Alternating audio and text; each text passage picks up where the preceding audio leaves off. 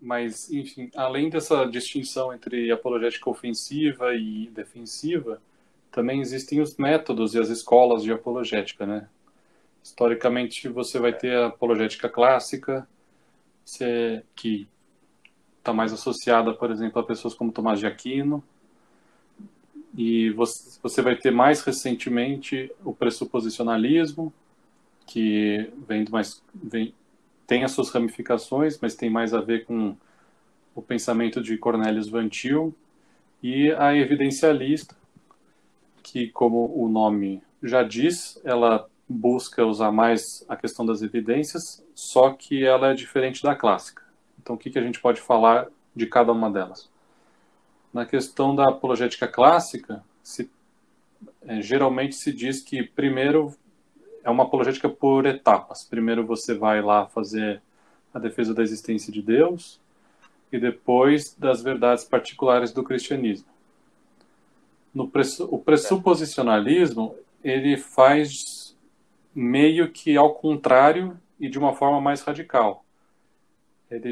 O pressuposicionalista vai dizer que você tem que assumir logo de cara que o cristianismo é verdadeiro e que sem esse pressuposto nada mais faz sentido. Então no cristianismo você tem um padrão de moral. Se eu assumir o cristianismo eu tenho isso, mas a outra cosmovisão, como que ela justifica isso? Então, aí eu também tenho um padrão para a lógica. Como que a outra cosmovisão vai fazer isso? Está muito linkado à epistemologia também, né?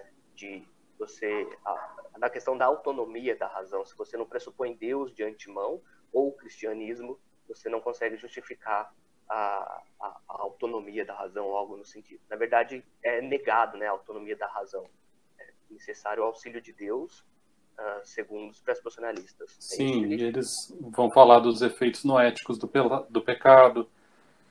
Noéticos vem da palavra nous, né? São os efeitos do pecado na mente. Achei que era de Noé. Brincadeira. São os efeitos que o dilúvio causou na mente humana. E o evidencialismo, que alguns dizem que é como se fosse a apologética clássica ao contrário, mas só uma etapa da apologética clássica. Como, por exemplo, alguns evidencialistas só usam evidências a favor da existência de Deus, alguns só usam evidências a favor das verdades particulares do cristianismo, e tem aqueles que também dizem que a fé não pode ser racionalmente justificada se você não tiver uma evidência para ela. É por isso que o Craig diz que ele não é evidencialista. Ele enfatiza isso bastante quando esse tópico entra em questão nos podcasts dele.